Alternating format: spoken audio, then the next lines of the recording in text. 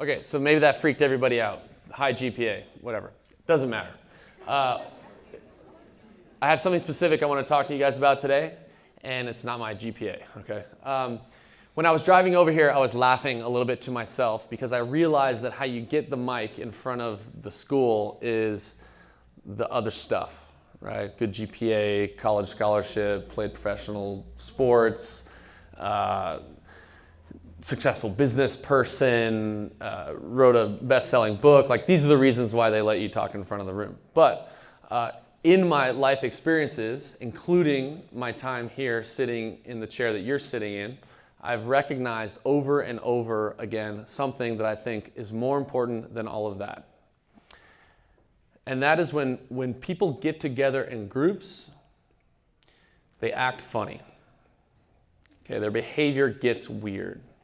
And I remember specifically, and I'm not going to ask you, so you can keep it to yourself, the answer, but I remember specifically being here at St. Monica's, trying to figure out, like, what's high school about? How do you do this?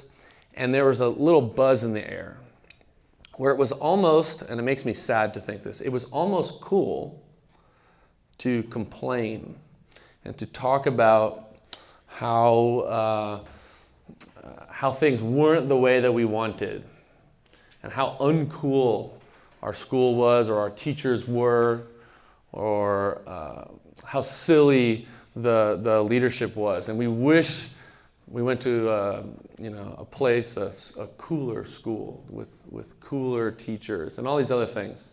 And as a freshman and a sophomore and a junior, that culture was sort of everywhere around me. And if you're sort of in your own mind, if you're nodding to that, if you recognize this type of culture, you're not special. This shows up elsewhere. This is not just a you thing or a St. Monica thing. In fact, that same issue showed up at the highest levels of Division I sport, showed up in professional baseball, shows up in the working world as well.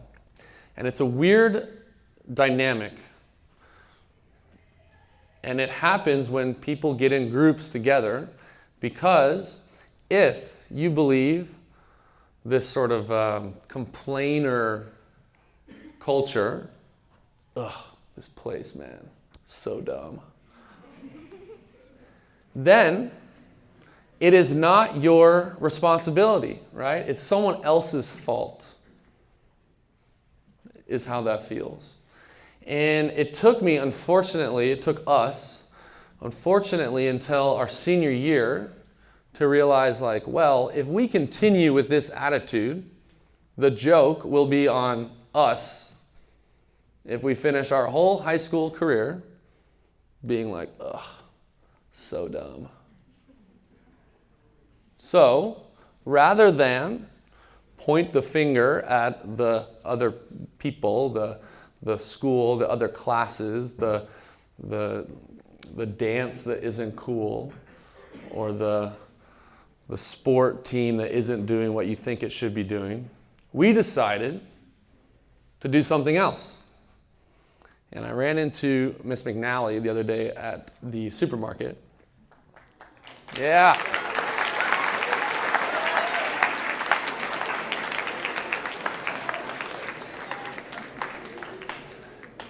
And she said, you know what? It is so good to see you. We were almost both in tears because we both have fond memories of each other in that time. And she said, I want to show you something. And she pulled out her key ring. Next time you see her, you can ask her to do this as well. She pulled out her key ring, and on her key ring was a lanyard that said, Class of 2004. That was my class. And I'm not here to get in a class war with you, but the reason why she has that on her key ring is because we just decided that this was going to go a different way. We were going to have a different story. And I have examples academically and athletically, like I said, at all of these different levels that will sort of reiterate my point. One of the things I remember was how lame the dances were here. So not cool, right? As a senior, stay with me, as a senior, our ASB just decided that we were just going to have the opposite experience. And we broke a record for the most tickets ever sold to one of these dances. The police came. It was big, okay? I'm not saying that you need to evaluate your success based on how often the police come, but that was the kind of party that it was. Because we could have that type of outcome, or we could have this complainer culture, ugh, so lame, right? Kind of thing. Same thing on the athletic side. I was a very motivated individual. I came here to play professional baseball, and that was what I was going to do. That was my vision. And the sort of victim mentality of that would have been just to show up and be presented with the type of team and the type of attitude and the type of culture that we had, or we could create our own. And unfortunately, again, it took me until my senior year to call a meeting. And I said, everybody's going to meet at Marine Park at 2 o'clock. If you're 1 minute late, you shouldn't even come, because I'm not going to let you into the meeting. And I'm a kid. I'm one of you. And we had this meeting. No coaches. No one even knew about it. I don't even think I was allowed to do that. And I told the group how it was going to be. Because I went around the group and I asked them, would you guys like to have a championship season? Have a ton of fun, win a bunch, and work really hard? And everyone would agree. Now, if I went around this same room right now and said, would you guys individually like to have a fun, positive, successful high school experience? You all would nod your heads. Yeah, makes sense. But when you get people in a group, there comes this diffusion of responsibility where we get scared. Well, if they're not going to do it, then I'm not going to do it. And if he's not going to do it, then I'm not going to do it. And if she is not going to do it, then I'm not going to do it. And then you have an insane dynamic, like a room like this, where everyone wants the same exact thing and nobody does it. And so it takes this sort of action. So here we are at Marine Park, and we just decide, if you're going to be about this thing, this is how it's going to go. 2 kids showed up late. One of them was the best athlete in the school, and I took his uniform from him. I don't even know if I could do that. But I said, you're not on this team anymore. Yeah. Now, he got it back for me the next week, but we were going to decide what the culture was. Same thing with the dance, right? It's just a school dance. We just decided to be vulnerable and lead and say, hey, this is actually going to be cool if we make it cool. And 400 people showed up to this dance, and the police came, right? In college, it's not like it was different. Just everything's kind of ramped up another notch. I played at the University of San Diego. We were a top 25 Division I program when I got there. By the time we left, we were number 4 in the country, competing for a national championship. And the difference came sophomore year. We're at Texas A&M, and as sophomores, we just decided, hey, we're not going to play follow the leader here. We're going to lead the charge. We're going to decide what this team is going to be like, what it's like to show up on this team. And we overachieved beyond anyone's wildest imagination and turned this program into something special. Academically, I observed the same behavior again. There was an experiment that came over from Oxford, it's a fancy school overseas, to Harvard, which is a fancy school here. It came from Harvard to the University of San Diego, and it's called Tavistock, T-A-V-I, stock, S-T-O-C-K. You can Google it later if you want, but I'll summarize it. It's a cool experiment that I got to be a part of. Imagine you have your regular class, first period class. Do you guys have that? Is that what it's called? Okay. You go to your first period class. Same teacher, same people in the class, every day for weeks. And then one day, you show up to the class, and your teacher is not there. And the seats are in a circle.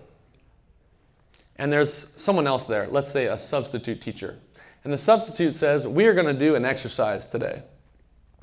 Your only job is to observe the behavior of the people around you. Are you ready? Go. And then this person sat there and just looked at us for the next 50 minutes. Do you want to know what happened in this experiment? It's the same thing that happens in this experiment all over the world. The whole room was mayhem. People are getting emotional, people are getting up and leaving. Someone comes up and tries to lead like hangman on the board, and the whole thing just became crazy. And the reason why this became crazy is because people need to be led. They desperately want leadership. They want someone to say, the dance is going to be cool. Us four decided it's going to be cool. It's okay for you to show up and have fun. The players on the baseball team wanted someone to step forward and say, it's okay for us to try our hardest to have the best year ever, and maybe we'll win, maybe we won't. But it's okay for us to go for it. Same thing in college. We needed someone to show up, not a coach, not the athletic director, someone on the team to say, I want this to be different. And that's what that room needed. It didn't have any leadership or structure. And now in the real world, so to speak, I've learned the lesson that you all will learn, which is you think that because I'm like older than you, that I have something figured out. You think your teachers have this all figured out. But what you don't realize is that we're all doing our best. Right? They're trying to figure out, if you fail a test, in your mind you think that it's you and only you, and the teacher has all the answers. They're literally going home stressing about how to connect with you the next day. Your parents, same thing. You get grounded, you think they have like a list of rules in their head? No, they're trying to figure out what to do. Literally, if you screw up, your parents are probably talking to each other like, I really don't know what to do. Should we ground them a week? Take away their phone? I don't know, right? And so what I'm saying is that for the rest of your life, you're going to be dealing with environments, teams, classes, work environments, where there's going to be this pull to give up responsibility, right? And if you give up responsibility, which is a common option, here's what you get. You get to give up the feeling that it's your fault if things don't go your way. And then maybe that feels good. But I'll tell you what, there are no results with this strategy. You never get to accomplish the things that you want to accomplish. You never get to have the fun dance. You never get to win the league championship. You never get to go on and perform the way that you can. And so that's the trade-off. I asked you all earlier, do you want to have an incredible high school experience? Do you want to have fun? Do you want to accomplish some things while you're here? Everyone would say yes. But I would imagine that culturally, if you're going to put your future in someone else's hands, the responsibility is just on the school that's lame, or your class that's lame, or something like that, then congratulations, you have this feeling that it's not your fault. But what you give up is all the things that you really want. And so I would encourage you now and into the future to do what I've observed has made the difference. Right? Just decide right now how you want it to be. And I bet that your friends and your family and the people that you work with and play with would also want that outcome as well.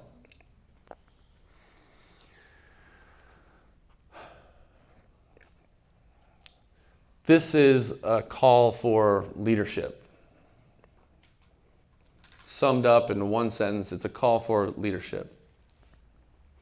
And everywhere you go, there's essentially two choices. You can choose to complain, or you can choose to commit to your side of that story. And so listen for this. Listen for it in adults. Listen for it in each other. When someone is complaining, ask them, well, what is it that you're committed to? And I think that will make all the difference. It made all the difference for me in the class of 2004. helped me accomplish some cool things on a baseball field. It helps me in business today. And it'll always be a little bit harder of a choice, but I hope you take it. Cool? That's all I have for you guys. Thank you very much.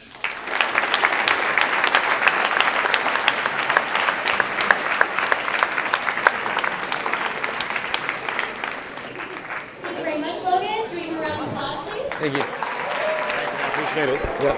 Thank you. That was a great pearl of wisdom, man.